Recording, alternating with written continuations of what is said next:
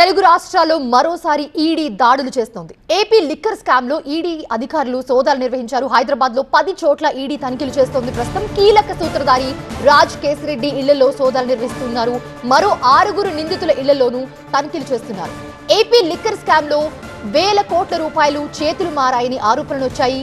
హవాలా, money laundering ద్వారా నిధులు తరలించినట్లు ఈడీ అధికారులు గుర్తించారు. రైట్, ఇదే అంశానికి సంబంధించి మా కరెస్పాండెంట్ ప్రణీత మరిన్ని అప్డేట్స్ అందిస్తారు. ప్రణీత, ప్రస్తుతం ఎవరెవరి ఇంట్లలో ఈడీ అధికారులు సోదాలు చేస్తున్నారు? అక్కడ సిచ్యువేషన్ ఎలా ఉంది? సో లిక్కర్ స్కామ్ లో మెయిన్ అక్యూజ్డ్ గా ఉన్నటువంటి రాజ్ కేసిరెడ్డికి సంబంధించినటువంటి ఇల్లు, ఆయన కార్యాలయాలలో మరొకసారి ఈడీ ఈ రైడ్స్ చేస్తుంది. మొత్తం హైదరాబాద్ లో 10 ప్రాంతాల్లో ఈడీ అది ఈ రైడ్స్ ని కొనసాగిస్తుంది. రాజ్ కేసిరెడ్డితో పాటు రిమైనింగ్ 6 అక్యూజ్డ్ కి సంబంధించినటువంటి నివాసాల్లో సైతం ఈడీ ఈ రైడ్స్ ని చేస్తుంది. అయితే ఇప్పటికే ఈడీ లిక్కర్ స్కామ్ కి సంబంధించి కొద్ది రోజుల క్రితం వరకు కూడా అనేక మందిని హైదరాబాద్ ఈడీ కార్యాలయానికి పిలిపించి ఈడీ అధికారులు వాళ్ళ స్టేట్మెంట్స్ ని రికార్డ్ చేశారు. కొద్ది రోజుల క్రితం విజయసాయి రెడ్డి సైతం ఈ కేసులో విచారణకు హాజరైనటువంటి సందర్భాలు చూస్తాం.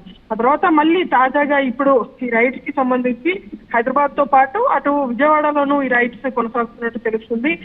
మొత్తం 3,000 కోట్ల రూపాయల స్కామ్ జరిగిందంటూ కూడా ఇప్పటికే ఈడీ దీనికి సంబంధించినటువంటి ఆధారాలను కోర్టు కూడా సబ్మిట్ చేసింది.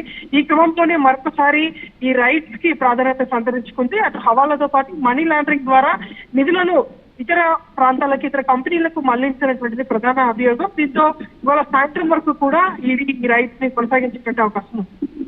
Right, thanks for the updates Praneetha.